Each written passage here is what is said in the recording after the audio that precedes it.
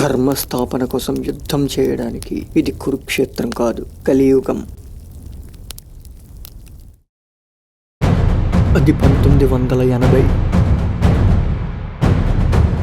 ఇద్దరు గుర్తు తెలియని వ్యక్తులు వాళ్ళ నాయకుడిని చంపేశారు. ఆ హత్య జరిగిన 45 సంవత్సరాల తరువాత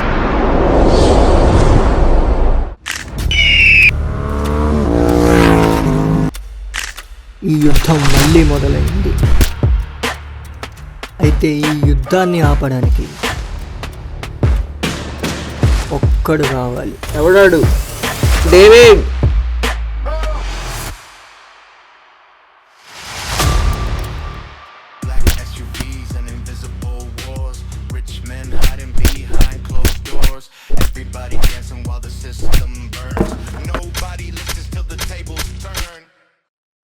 పుట్టిన వానికి మరణము తప్పదు, మరణించిన వానికి జన్మము తప్పదు. అంటే మారేది శరీరమే కానీ ఆత్మ కాదు.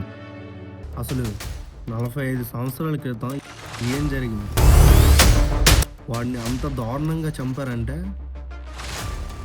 ఖచ్చితంగా వాడు మామూలు అడైతే కాదు.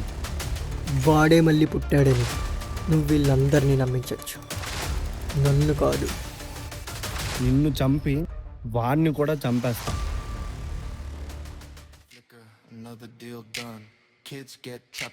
యుద్ధం నువ్వు మొదలు పెట్టావు, దానికి ముగింపు నేనే ఇస్తా, వాటమిని నేనే ఇస్తా.